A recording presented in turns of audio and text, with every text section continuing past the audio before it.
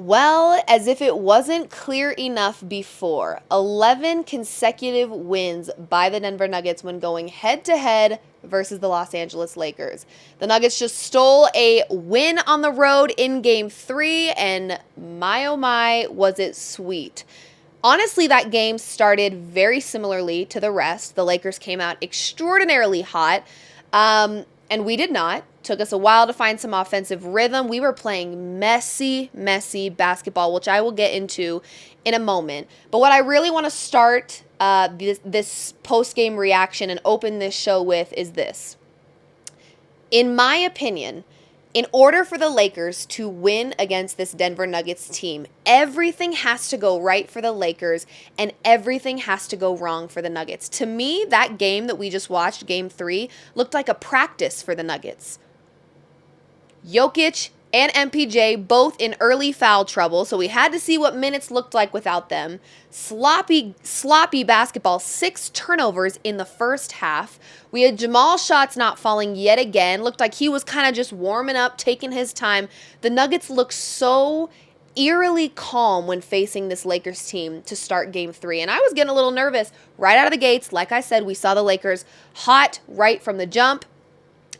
Just playing aggressive, had a lot of energy right at the beginning of the game. Obviously, first game for them at home. They're in LA, so I kind of anticipated that this game was going to have a combination of our best players in some early foul trouble. I am not blaming the refs. I am not pulling a LeBron James or an Anthony Davis here. I'm not going to bitch about officiating in this whole episode, but I will say there were some fouls that I did not agree with in this game. We had 2 of our best guys in early foul trouble. We had some horrible, and costly turnovers, honestly. But to me, again, that game looked like a practice for the Nuggets. They were adapting mid-game to things that weren't going right. They had to bench Jokic early because he got in foul trouble. So, all right, non-Jokic minutes, a little bit quicker than we're used to. Let's see how this goes. I mean, Justin Holiday was ice cold from the 3. All right, Reggie Jackson's injured. What are we going to do now? I mean, they just were so calm. It felt like they had an answer for everything. But honestly, I don't know why we're surprised. I'm certainly not, but I'm sure there are basketball watchers, probably mostly Lakers fans out there that are surprised because I think that they anticipated Game 3 and 4 would belong to the Lakers. Hell, the bookmakers even thought that this game belonged to the Lakers. Can you believe that before this game started, you could bet the Denver Nuggets at plus 100 on the money line? Plus 100. With about 3 minutes left in the fourth quarter, they were like minus 10,000. How insulting to begin with that the Nuggets were ever an underdog in this game. As if beating the Lakers 10 consecutive times was not enough to prove, well, here's an 11th. Here's a little more salt in that wound. The Lakers can't hang. They just can't. The Denver Nuggets have now proven 11 consecutive times that they are simply the better basketball team. We saw this in the Western Conference Finals last year. They're just simply better. Does that mean the Lakers are bad? No. But the Nuggets are better. And they proved that. Speaking of better, there is a player that I have talked about a little bit in the post game. Specifically, I mentioned this player not taking the 3-point shot because it was not his shot. And it is not his shot. I actually just saw him at the tail end of Game 3 take another 3 that was not meant for him, and he missed it. Aaron Gordon was cooking LeBron James offensively. Aaron Gordon, an X factor for this Denver Nuggets team. When he plays his game, and I know you're probably sitting there listening going, Liv, like, well, yeah, no shit if he's playing his game.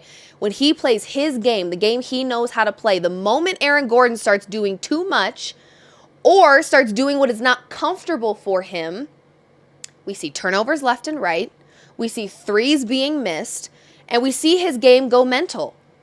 He's bricking his free throws. This, to me, was arguably one of the strongest performances by Aaron Gordon that we've seen in a minute, because we have seen him dominate both offensively and defensively, but I don't think we've seen that yet in this series. This is an Aaron Gordon, to me, that is a weapon and can go against any team in the Western Conference. What a performance by Aaron Gordon. And we can read off some numbers to be specific because obviously that matters. He played 41 minutes of basketball. Why? Because they needed him.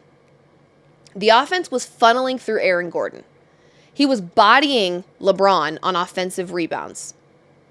I mean, 15 boards for Aaron Gordon, 29 points, only 3 assists, 0 for 1 from the 3, which is, to my point, it is not his shot. Don't take it. You don't need to take it. Clearly, you don't need to take it. You didn't hit 1 3, and you had 29 points and 15 boards. Turnovers, 2 turnovers, and they happened pretty early. Wasn't thrilled about that, but he's not alone. 2 from MPJ, 3 from Jokic, 4 from Murray, 2 from KCP. Every starter on the Denver Nuggets had a turnover in this game. Every single one. Every single starter in this game for the Nuggets had more than 1 turnover. More than 1 turnover. So messy basketball. And this is what I was trying to, as I was thinking about game 3 today, because of course I was nervous. Anytime you've got LeBron and AD on the other side of the ball and they're getting home court advantage and it's in LA, you just know that anything can happen, right? But then I had to talk to myself. I had to take the emotions out of it, which the emotions to me are just, it's LeBron, it's AD, it's the playoffs. Anything can happen, right? But then I get to the logistics of it. And I said multiple times today to different people, these are 2 teams that now 10 times we've seen, when the Lakers can hang, it's because things are going horribly wrong for the Nuggets. We saw that in the beginning of this game. Quarter 1 belonged to the Lakers. Not just because of the score, but the momentum and the pure domination they had in quarter 1. Absolutely, the Lakers stole that one, for sure. But we had 6 turnovers in the first half of the game. We were not playing our best basketball. Matter of fact, a couple other stats from just the first half alone. Like I said, not our best game. To start the game, the Lakers went on an 8-0 run just to open it up. We could not get a point, and it was seeming pretty simple and easy for them. We had 2 early fouls on both Nikola Jokic and MPJ. A scoreless first quarter by Jamal Murray. Scoreless, not 1 point scored by Jamal Murray in the first quarter. And 6 turnovers total in the first half. All of that to say, to be only down by 4 points at halftime proves my very point that this is simply a better basketball team. The Lakers just can't hang. Everything has to go right, and not everything went right for them. We have seen the impact that a guy like D'Angelo Russell has for this Lakers team. When he is on, it's a very different Lakers team. 0 for 6 from the 3 tonight for D'Lo. 0 points scored. 0. You had Rui Hachimura with 5. Okay. So your starting lineup, 33 points for AD, 26 for LeBron, 22 for Austin Reeves, 0 from D'Angelo Russell, and 5 from Rui. Mind you, D'Angelo Russell did not join the huddle at the end of the game. There is a clip of him on Twitter right now just sitting on the bench, chilling, doing his own thing. There are so many things that work against this Lakers team. To me, half of them they stand in their own way. There's a lack of chemistry. There's a lack of distributed talent and consistency. You have a guy like D'Lo who can go ballistic from the 3-point line. But then you have a night like tonight where he goes 0 for 6. Doesn't score a single point. Not 1 point scored by D'Angelo Russell.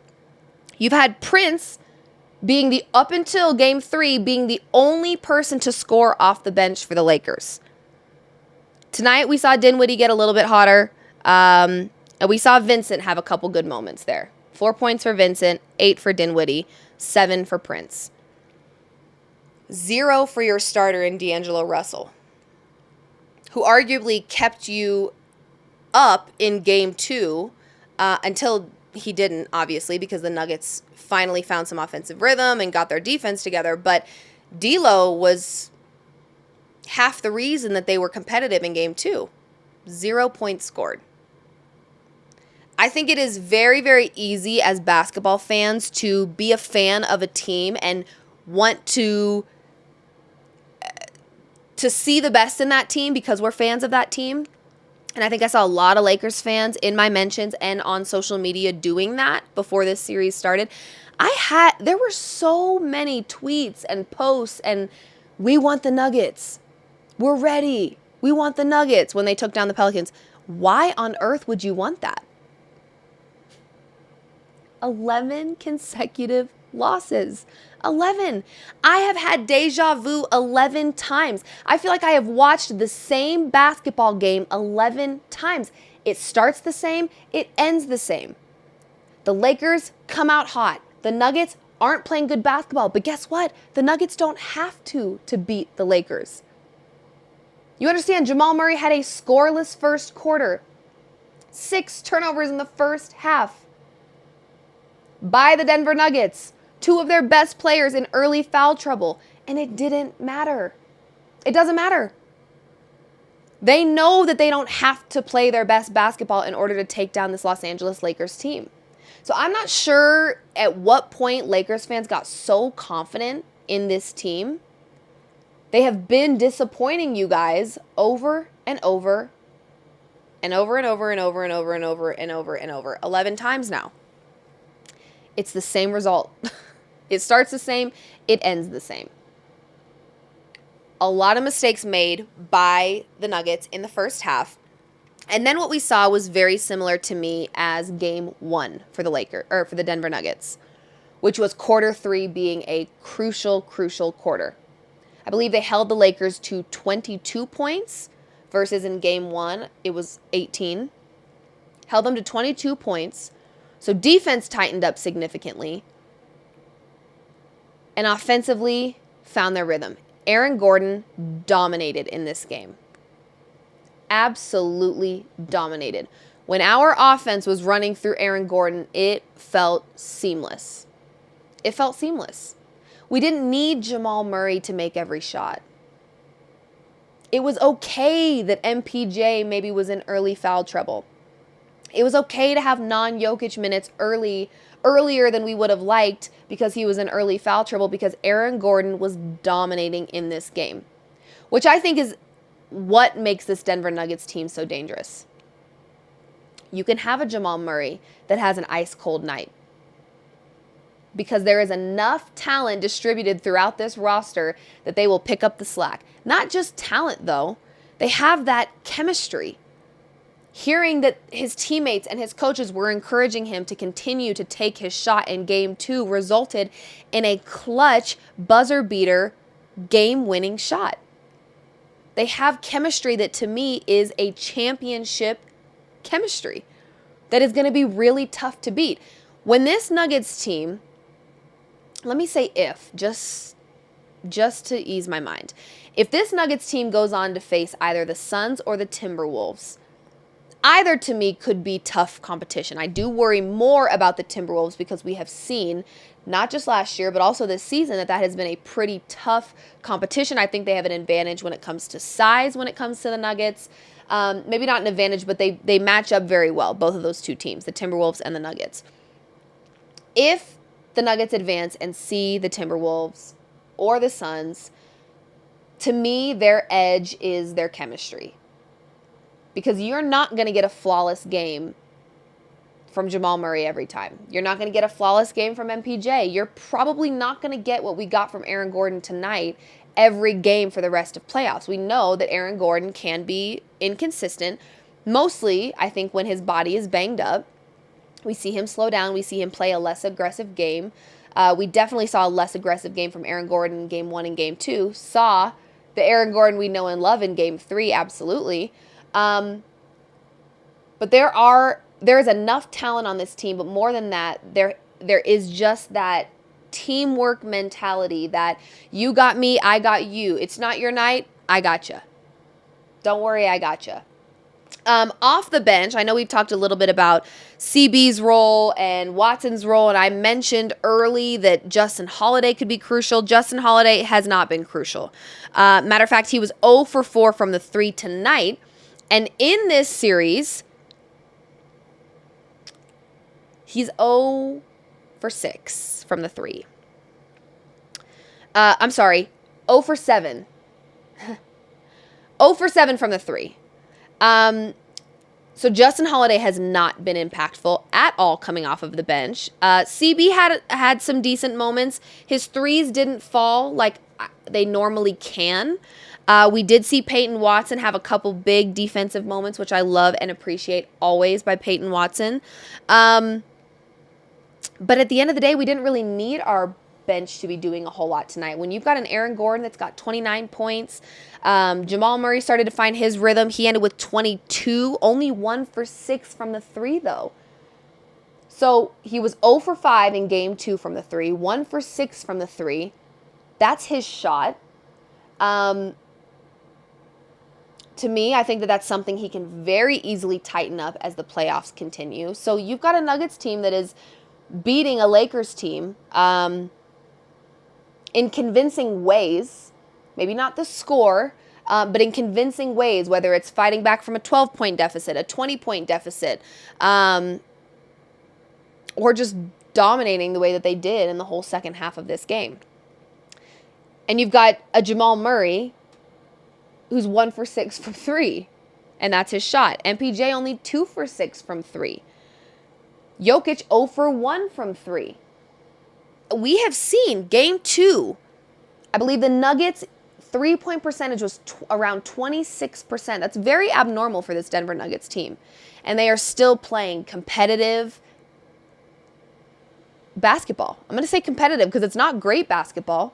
6 turnovers in the first half is not great, but they're playing competitive basketball. And I think that their edge as they move forward in the playoffs is going to be the chemistry that they have, the way that they rely on each other, push each other, and make each other better. That is going to be what hopefully helps them win a back-to-back championship here. When I watch the Denver Nuggets, and I think that most people would have argued, I think I saw a lot of people predicting the Nuggets and the Celtics in the finals this year. I don't worry about the Celtics. I've said that once. I'll say it again. I don't really worry about the East at all. If the Nuggets can make it through the Western Conference, they are winning another championship. I don't worry about the East. We just saw the Celtics lose to the Heat without Jimmy Butler, might I add, because the Boston Celtics are the Dallas Cowboys of the NBA, period. They look good on paper, they win in the regular season, and they get to the playoffs and they absolutely crap their pants. So I don't worry about the East as a Denver Nuggets fan. The Western Conference is tough. OKC with SGA and company, they're hot right now. The Timberwolves, to me, have always been a fear of mine as a Denver Nuggets fan. The Mavs are a sneaky play. Always. When you've got Luka, anytime Luka and Kyrie are on the court at the same time, yeah, there's reason to worry. The Western Conference to me is going to be tough, for sure. But to me, what we're watching right now is this Denver Nuggets team getting all their kinks out. Hey, get your poopy basketball out of the way in this series because you know the Lakers can't hang, so you're able to pace yourself in the first quarter. You're able to let them go up by 20 and then bounce back. You're able to shoot 0 for 6 from 3. You're able to have 6 turnovers in the first half because you know the Lakers can't hang. It says a lot about the Nuggets, but says even more about the Lakers. Some serious changes need to be made with the Los Angeles Lakers. I know there was conversation about Darvin Ham still having a job next season, but I don't know how. I don't know how they allow that man to stay and continue to coach. I mean, he sat in a pre-game presser saying, shit, I don't know what to do, talking about defending Jokic. Like, hello? Did you see the man's clipboard? It just had a list of Nuggets players' names on it. This dude doesn't have a game plan. And do I blame him? Whatever game plan you've cooked up 10 times in a row hasn't worked. I'm not sure the 11th is going to be the one. And it clearly wasn't. I'm not sure number 12 is going to be the one. So the Nuggets did what the Nuggets do.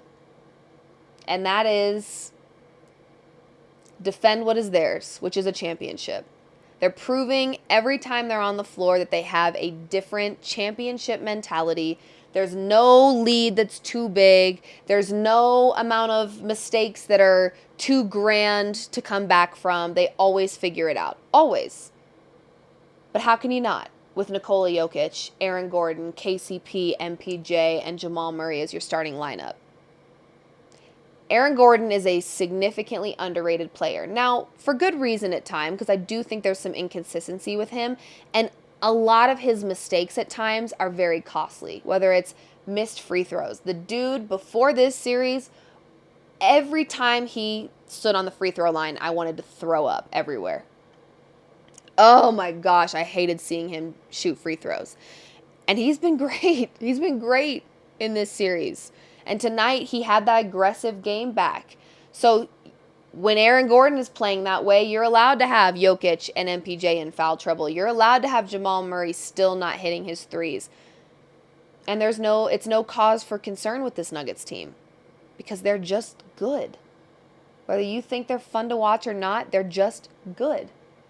Plain and simple. So game 3, my goal for this Nuggets team, or my hope, I guess, was that they steal at least one on the road. Just at least one.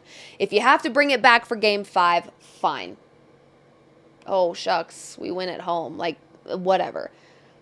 I'd like for them to just wrap it up. If we get back-to-back sweeps, I think that just shows that, one, Lakers fans, stay out of my mentions. I'm begging you. At this point, you're just embarrassing yourself. You just look stupid. I don't know what else to say. And for everybody out there who says to me, oh, she doesn't have a platform unless she's roasting LeBron or flaming the Lakers, you're right. Well, not fully right. I have a platform that would be just fine without flaming your precious Los Angeles Lakers, but damn, you make it so easy. So damn easy. You've given me 11 consecutive alley-oops that I have had no choice but to slam dunk in your face and down your throat. Because at the end of the day, I get a lot of, I have said it once, I'll say it again. Los Angeles Lakers fans are the loudest MFs on Twitter. X, whatever you call it. They are loud. They love to hear themselves talk, okay? What they hate is when I follow up. When I do the follow-up, that's what they hate. Because for now 11 times it hasn't, all that chirping, all that jumping of the gun that they love to do has not worked in their favor. So, I'm very meticulous with my trolling. Here's what you don't understand. I wait. I don't troll while the game is still going. Are you out of your mind? I actually rarely troll ahead of the next game. Following the win, oh yeah, you'll hear me for the next 24 hours. But the next game day, game 4, I'll be mute. Why? I'm going to let the boys play ball. And I'll be damned if you catch me saying some premeditated, jumping the gun, spoke too soon type BS on my Twitter. Nope. I let the boys play ball. But once they do ball on your head 11 straight times, you're going to hear from me, Lakers fans, and you're going to have to deal with it. You asked for it. You were in my mentions halftime of game 2. You were in my mentions pre-game 1 telling me that I'm going to need tissues soon. I'm going to be crying myself to sleep. The Lakers are here. King James is here. Where? Where is he? Where are these Lakers that you speak of? Are they in the room with us? Are these Lakers that want the Nuggets so bad in the room with us? Because I don't see them. I've been searching 11 different games for them. Can't find them. We have watched the same game on repeat 11 straight times between these two teams because it starts the same and it ends the same. And it ended with a fat dub. Shout out Denver Nuggets. This has been game 3 post-game reaction. Nuggets up 3-0 in the series. They have one more game in LA. Could potentially sweep in LA, which would be chef's kiss. I don't know how mentally the Lakers bounce back from this one. You've got D'Lo on the bench, not in the huddle, apologizing to his team for having scored 0 points. He's just farting around by himself with not a care in the world. Yeah. Lakers fans, I think it's a rap ski. I don't like to jump the gun like you do, but man, oh man. I'm not sure how you recover from this one if you're the Los Angeles Lakers, but never say never. I won't celebrate too hard until the series is over, but I will troll a little bit tonight, so prepare yourselves for that. Appreciate you guys for tuning in. As always, let's go Nuggets. Game 4 in a couple of days. We'll have another post-game reaction for you, hopefully celebrating, but if not, we'll just be diving into the notes and figuring out what's got to change before Game 5 so that the Nuggets can wrap this up, get some rest, and prepare for the next team that they've got to face. So appreciate you guys for tuning in. Love you as always. Go Nuggets. Who's your daddy? I think by number 11 I can say that. Who's your daddy?